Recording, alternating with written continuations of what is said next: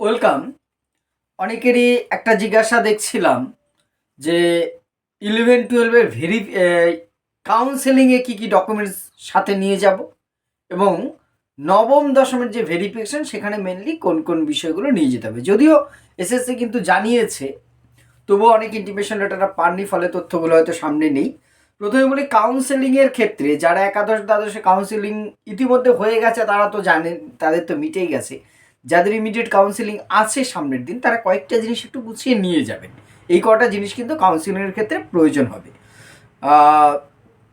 প্রথমত যেটা নেবেন, অবশ্যই একটি নিজের ফটো আইডেন্টি প্রুফ। সেটা আধার কার্ড হতে পারে, প্যান কার্ড হতে পারে, পাসপোর্ট হতে পারে। ফটো আইডেন্টি প্রুফ, আধার কার্ড আমাদের সবাইরই আছে।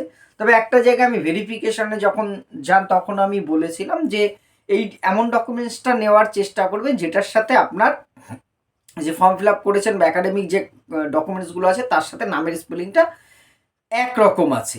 যদি অনেক ক্ষেত্রে এ ও এই তারতম্যগুলো থাকে, যদিও এতে কোনো সমস্যা হয় না, তবুও এটা একটু চেষ্টা করবেন। আর 2 কপি ছবি নেবেন, স্ট্যাম্প সাইজ ফটো, যেটা ছোটো সাইজ, যেটা সে স্ট্যাম্প সাইজ 2 কপি ছবি। অবশ্যই কাউন্সেলিংয়ের একটা ইন্টিমেশন লেটার দিয়েছে, আপনার কবে কোথায় যেতে হবে সেই তথ্য নিয়ে একটা ইন্টিমেশন লেটার আছে, সেটার একটা ডাউনলোড করে অবশ্যই একটা কপি আপনি সাথে কিন্তু রাখবেন। এবং অল্ড যে টেস্টামিনিয়ালগুলো আছে আপনার, একদম মাধ্যমিক টু পিজি, সমস্ত অরিজিনাল কপি কিন্তু নিয়ে যাবেন সাথে করে। অবশ্যই অ্যাকসেপ্ট জেরক্স থাকবে আপনার কাছে, লাগুক না লাগুক অ্যাকসেপ্ট জেরক্স আপনার কাছে থাকবে। এবং অল টেস্টামিনিয়ালগুলো কিন্তু অরিজিনাল ওই দিন আপনি নিয়ে যাবেন। এছাড়া আপনার কাস্ট সার্টিফিকেট, যে কাস্ট সার্টিফিকেটগুলো আপনি ভেরিফিকেশনে দেখিয়েছেন, ইন্টারভিউর সময় দেখিয়েছেন বা সাবমিট করেছেন, যেটা সেই কাস্ট সার্টিফিকেটের সুবিধা যদি আপনি নিয়ে থাকেন বা পেয়ে থাকেন সেটা নেবেন।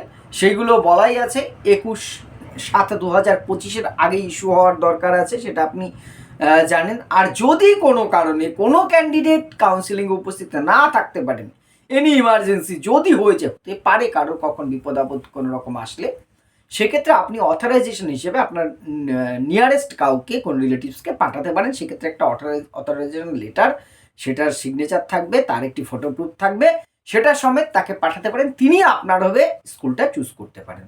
আর এখানে একটা সতর্কীকরণ কিন্তু এসএসসি দিয়েছে, যদি কোনো তথ্য ভুল হয় যে কোনো পর্যায়ে চাকুরি বাতিল হতে পারে প্রার্থী।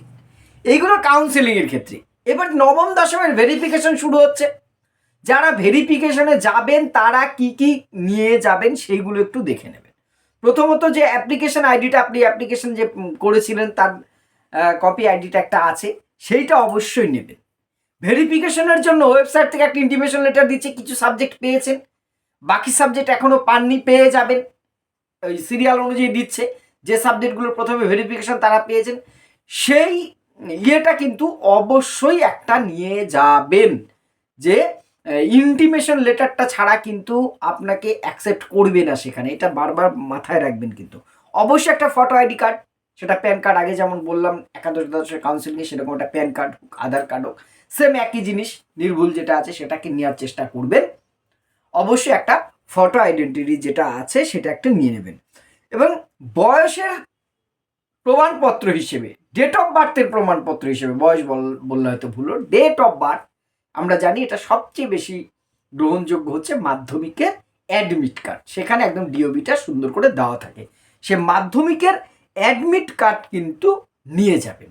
এছাড়া অল ডকুমেন্টসগুলো, জেরক্স টেরক্সের বিষয়টা পড়ে, সেগুলো যা বলছি সব অরিজিনাল। অল ডকুমেন্টস অর্থাৎ ইউজি এবং পিজি,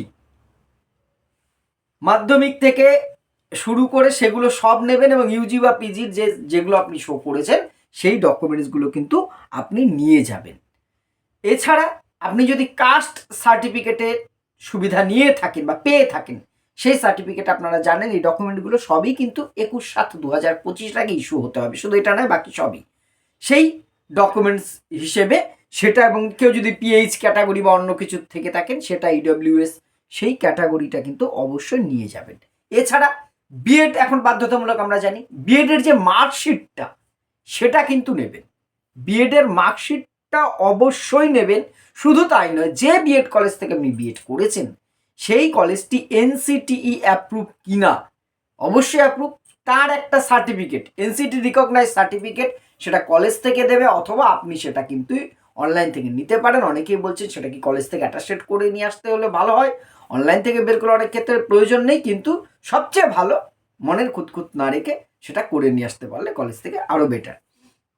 আর যারা এক্সপিরিয়েন্স নম্বর ক্লেম করে পেয়েছেন, অর্থাৎ ইন সার্ভিস টিচার যারা আছেন, তারা কিন্তু প্রপার এটা আপনার প্রথম যে অ্যাপয়েন্টমেন্ট লেটার, অ্যাপ্রুভাল লেটার, ডিআইয়ের থেকে সেই সার্টিফিকেটটা ভেরিফাই করা এক্সপিরিয়েন্স মার্কসের সমস্ত কিছু কিন্তু যদি একাধিক স্কুলে আপনি জব করে থাকেন, একটা স্কুলে ছিলেন আবার মিউচুয়াল করে এসেছেন, তাহলে দু জায়গার থেকেই কিন্তু এটা কন্টিনিউশনটা করে নিয়ে যাবেন। এটা কিন্তু খুব ইম্পর্টেন্ট হবে আপনাদের জন্য, কারণ এই 10 নম্বর বহু ক্ষেত্রে কিন্তু বাদ হয়েছে আমরা জানি, এবারেও অনেক বাদ হবে। বিশেষ করে অনেকে ভুয়োভাবে মানে অ্যাপ্লাই করার সময় তো এমনি পেয়ে গেছেন অনেকে, যারা হয়তো প্রপার সেই গাইডলাইন মেনে চাকরিটা করেন না, তারা কিন্তু পাবেন না। কারণ এটা নিয়ে আমি আগে বলেছি, আপনারাও জানেন, অনেকেই কিন্তু বাদ হয়েছে এই 10 নম্বর, এবারেও যাবে। এবার আপনি যদি ডিস্ট্যান্স মোডে কোনো প্রাইভেট ইউনিভার্সিটি থেকে কোর্সটা করে থাকেন, ডিস্ট্যান্স মোডে প্রাইভেট ইউনিভার্সিটি থেকে করেছেন, দেখুন এক্ষেত্রে বহু প্রশ্ন ওঠে, অনেক সন্দেহ। অনেক ইউনিভার্সিটিকে ইউজিসি দেখেছেন গতবারেও বাতিল করে ঘোষণা করেছে। সেক্ষেত্রে সেই কলেজটি যে ইউজিসি মানে অনুমোদিত, অ্যাপ্রুভ, তার একটি সার্টিফিকেট প্রমাণ কিন্তু আপনাকে নিয়ে যেতে হবে। এক্ষেত্রেও যদি কেউ অ্যাবসেন্ট থাকেন, কাউন্সেলিংয়ের মতো ভেরিফিকেশনে কেউ অ্যাবসেন্ট যদি থাকেন, ইন্টারভিউ কিন্তু অ্যাবসেন্ট থাকা যাবে না, ভেরিফিকেশনেও থাকা যাবে, কাউন্সেলিংয়েও থাকা যাবে, ইন্টারভিউতে সেটা সম্ভব নয়। ভেরিফিকেশনে কেউ যদি অ্যাবসেন্ট থাকে, একটা অথরাইজেশন লেটার, সেটা আপনার বাবা, মা, দাদা, ভাই, এরকম নিয়ারেস্ট কেউ হতে পারে, তাকে একটা সার্টিফিকেট দিয়ে তারও আইডেন্টি প্রুফ সহ কিন্তু পাঠাতে পারেন। এখানে যেহেতু শুধু ডকুমেন্টস দেখাবে, তাই অন্যের উপস্থিতিতেও এটা নেওয়া হবে, কিন্তু সেটা অথরাইজড হতে হবে। এবারে যে টোটাল যে ডকুমেন্টস নিচ্ছেন, তার অরিজিনালগুলো নেবেন, এক সেট বলেছে জেরক্স করে নিয়ে যেতে, সেলফ অ্যাটাস্টেড। আমি বলবো 2 সেট, দুটো সেট রেডি করুন। একটা সেট রেডি থাকলে তো অসুবিধা নেই, আপনার পরে লাগবে তো, আবার ইন্টারভিউ লাগবে, আপনি অবশ্যই সফল হবেন, কাউন্সেলিংয়ে লাগবে, দুটো সেট রেডি করুন, কাছে রেখে দিন। এই সমস্ত ডকুমেন্টগুলো, অ্যাপ্লিকেশন আইডি থেকে শুরু করে একটা photo identity card, intimation letter, তারপরে আপনার মাধ্যমিকের যে অ্যাডমিট সহ সমস্ত টেস্টামোনিয়ালগুলো যেগুলো আছে আপনার মাধ্যমিক থেকে পিজি পর্যন্ত, সমস্ত মার্কশিট সার্টিফিকেটগুলো নেবেন, কাস্ট সার্টিফিকেটগুলো নেবেন, ঠিক আছে। এবার বিএডের যে মার্কশিট এবং এনসিটি অ্যাপ্রুভাল আছে কিনা সেটা দেখে নেবেন, এবং যারা এক্সপিরিয়েন্স নম্বর ক্লেম করেছেন, তারা এক্সপিরিয়েন্সের জন্য প্রপার স্কুল থেকে এবং ডিআইয়ের অনুমোদন করে বিষয়টি, যেটা নিয়ে আগে বলা আছে, নিয়ে যাবেন। দুটো একাধিক স্কুলে থাকলে সেইভাবে নেবেন, এবং সমস্ত যে ডকুমেন্টসগুলো থাকবে তার জেরক্স কপি সেখানে সেলফ অ্যাটাস্টেড নিজে স্বাক্ষর করে নিয়ে যাবেন। এবার আপনাকে আরেকটা জিনিস আমি বলছি, ভেরিফিকেশনের ফটোর কথা বলুক না বলুক, আপনি কিন্তু অবশ্যই ছবি সাথে রাখবেন, অসুবিধা নেই, পরেও লাগবে, এটাও সাথে রাখবেন।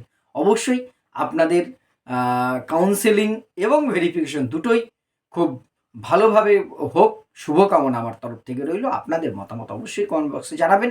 ধন্যবাদ।